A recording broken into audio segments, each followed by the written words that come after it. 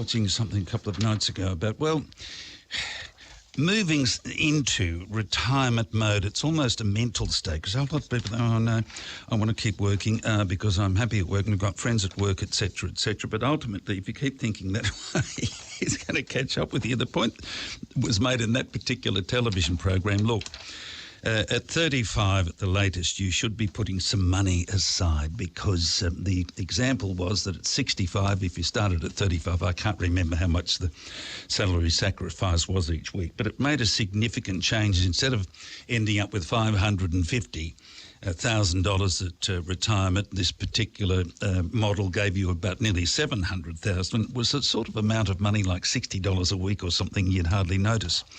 So we're going to examine that today, but also the mental attitude.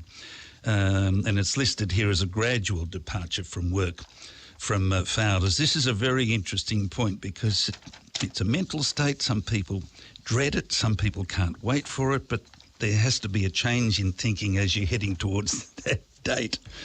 So we're going to get some information on that particular front because we're going to be talking to founders very soon. So if you're looking towards retirement, get ready to talk about those matters because we'll be doing that very soon. Wake up to the sounds of the Breakfast with Murray Jones on 4CA starts each day from 5 a.m. Botanica Lifestyle Resort. Live true to you. My partner, I always laugh at her and say, well, obviously the slave hasn't been emancipated yet. It's pure slavery at my place, I can tell you. But it gets me a few brownie points, so it's all right, Jen, I reckon. Oh, you're a good fella too, aren't you? When I'm asleep, that's about it. Real music with real opinions with a real local. Breakfast with Murray Jones across Cairns, the coast and the tropical north. Streaming on iHeartRadio and 846 4CA. Okay, here we go. I've been wanting to talk about this because a whole lot of people are interested in these developments. Now, the particular one at the top of this list, gradual departure from work. And I've got Jason Fowler on the line, the certified financial planner at Fowler's Group. Jason, good morning.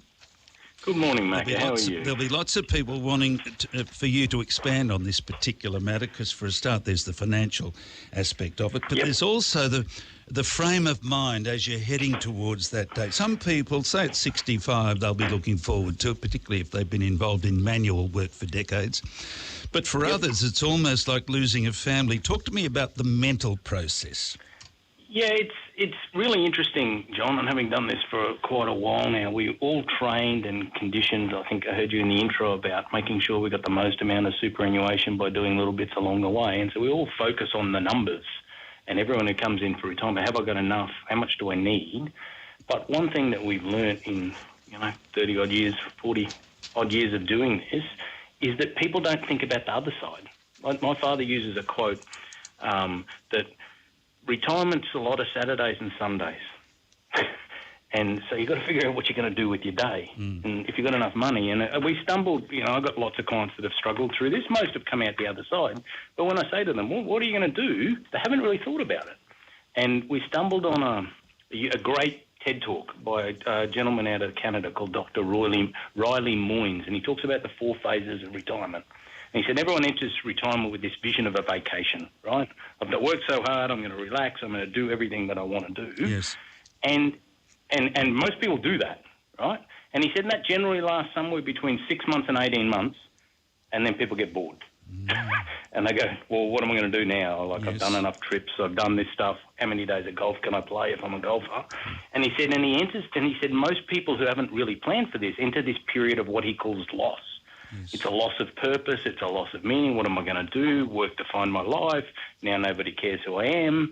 And so they struggle through this period. And he said one of two things either happen when you go through that is that you either go into a really dark hole, unfortunately, and you struggle for a lot, or you start thinking and looking for a sense of purpose.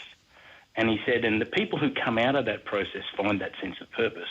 And he said, and generally it's not about money. It's about community involvement or finding a group of people to work with or do something that gives meaning back to my fulfillment in my life, right? And it's generally about others, not about yourself. And he said, and then if you get through that and find that, then you prosper.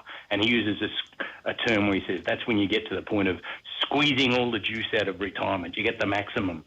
And I think it's a great book and it's a great TED Talk, but it sort of made me think about, well, what could people be doing before they get to that point to try and avoid how long they stay in that loss period or having that sense for meaning. And I stumbled. I thought it was really timely. There was an article in the AFR at the end of the month, like a couple of days, like a week ago, that just talked about some steps that people could mentally take to prepare for retirement. And as you said, one of the ones they mentioned is think about, don't go cold turkey. A lot of people go, well, I'm going to, go to work 5 days a week. They're like, you're on the radio, 5 days, and then suddenly you're just gone, right? That's a really hard transition for people. Well, how and do so you maybe do it you should think about, maybe you should phase out, right? And because that gives you then the opportunity to fill your Saturdays and Sundays, which may become 3 or 4 days with something else. The other thing that they talk about is, sure, you've got to get the planning done up front, but start doing it earlier. Start thinking about what can I do now to transition to that retirement? Do I take an income stream while I do less work? Do I make sure I get assets in the right place? Do that. So that was number 2. And then number 3 was make the big decisions early. If you want to go on the big trip and you want to go and do those things, well, figure that out before you stop work so that you've catered for that rather than just take a big hock out of your lump that you've created and then suddenly stress about, well, do I have enough less now? So just plan for this stuff, right? It's all planning, right? Planning to fail is failing to plan, they say. Now, the black hole, before you go on, because it just came up, you'd used the term, find a group to work with or whatever when you're looking for something to live for virtually, or become involved in community activity. Now, with the community involvement and the group to work with would be one and the same usually, wouldn't it? Well, yeah, it depends. Some people, some people take that. I'll volunteer, right? It might be that I was involved in a sporting club.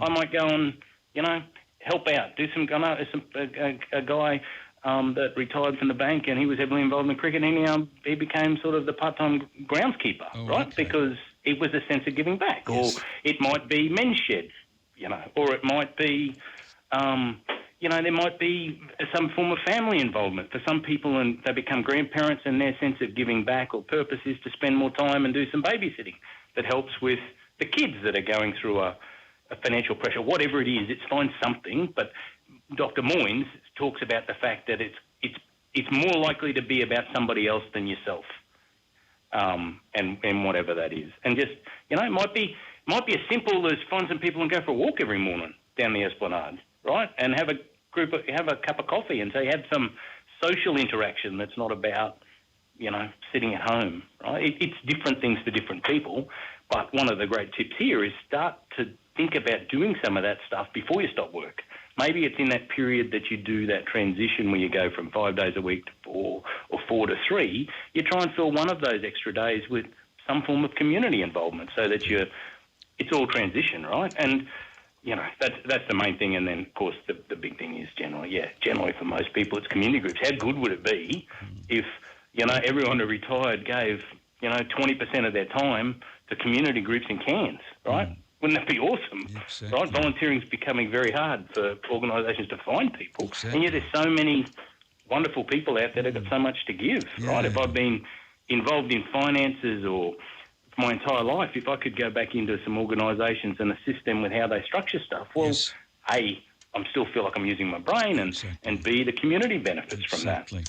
Now, and that's what lots of my clients have started to do. It's been fantastic. You just slipped in there a moment or two ago, offloading assets in advance. Why in advance?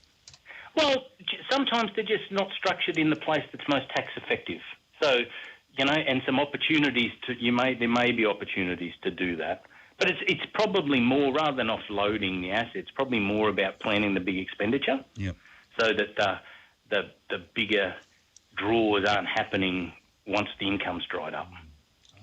Particularly if you can tie it with that part-time work, or take long service leave, right? People there's lots of people that queue up long service leave and then take it all at the end. Oh, okay. I'm sort of a believer that you should take long service and annual leave on the basis, A, because it gives you rejuvenation mentally. Yes. But B, it's another way you could use a transition. Do 50% load, and the leave for most employers, good people are hard to come by, right?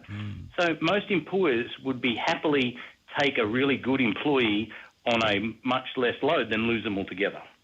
And so we're seeing a lot of people that are able to transition, and rather than take 10 weeks of leave in one hit, they might take that 10 weeks over 20 weeks and just do two days a week instead of 5 or whatever the case may be. There's lots of options that people just don't think about, right? And it's all about options. And talking, my tip is talk to somebody, talk to family, talk from a financial side, talk to financial people. Financial people tend to also, like in our game, we do as much assisting with thinking about what your brain's going to do as to what the money's going to do, because we know if we don't get the two lined up, it doesn't work. Now, I need you to do once again, because it's a regular exercise that we all need to be reminded about, and that's the miracle of compound interest. And the thing I saw on something on television the other night or something, and the example was someone at 35 that hasn't done a thing for fundamentally superannuation, and started at 35 and then went through to 65, and it had become, I can't think, it was like $60 a week or something, and it had gone from what would have been 500,000 to close to 700,000. Can you just go through the basics once again? Yeah, so the age-old adage, the earlier start, the better off you'll be. Yes. But compounding interest is I've heard people refer to it as the greatest contribution that mathematics gives to financial planning. It's there for free and everyone gets it. The easiest way I can explain it is there's a mathematical concept called the rule of 72. I don't know if you've heard of that, but it basically says that if you divide the number 72 by your average rate of return, that's how many years it takes to double your money. So if, let's say, you get a 5% return, we'll be quite conservative, right? You did a 5% return. 72 divided by 5 is 14.4. 14, let's call it 14 and a half years. So it means every 14 and a half years your money will double irrespective of what you put in. So if you start at 35 and, let's start at 30. You start at 30 and you've got $50,000. Assume you make no contributions. At 44 you've got 100. At 58 you've got 200, right? And, 14 years later, 72, you got 400. Now, if you're doing that plus contributing along the way, it's an easy win. Yes. Right? If you're lucky enough to get a 7% return, it doubles every 10 years. So that's the power of compounding interest. Yeah. It's not about the actual return each and every year. It's about staying in that average return over the long period. And most super funds, well diversified, have produced a return of somewhere in the vicinity of 6-7% on average for the last forever years. So most people's super balances are doubling roughly every 10 years, yes, irrespective of what they're putting in. So you can imagine the sooner you get that critical mass, the quicker that becomes. You start at 20, right? Wow. You've just gained yourself an extra double. Now, I'm getting the wind up. I'm getting the wind up here, and I can understand why I've gone too long, but I've got to ask you this. This is the most asked question you probably have ever had in your career. How much do I need, or how much will I need? What do you say? I say my standard answer is it depends, because everyone's different. But the number you need to understand and you need to plan for is what does it cost you to live? Because it's not about the capital balance, it's about the capital required to produce the income stream you want to retire on. Oh, okay. And so if people think about how much they spend now, as I said, go back to my dad's famous quote, people spend more money on Saturdays and Sundays. Retirement's a lot of Saturdays and Sundays. So just because you think that you only spend $1,000 a week now, or $500 a week or whatever the number is, chances are you probably spend more in retirement, a lot less. And the only thing that will stop you is not having enough planning and time to have achieved that in the first place. The sooner you start, the better off you are. Very, very wise. Good to talk to you, Jace. Don't go away. Tell people how to contact you. Yeah, so we're in Lake Street, opposite the council car park. Numbers 42324700, or send an email to getintouch@fowlersgroup.au, or I've got to give a plug. Listen to our podcast, Wealth Radar podcast, that we drop every fortnight, and there's a couple of episodes in there on retirement. So jump on there, search World Radar, and you'll find us. Good on you, Jason. Thank you. Jason Fowler, certified financial planner at Fowler's Group, one of our program sponsors. Now,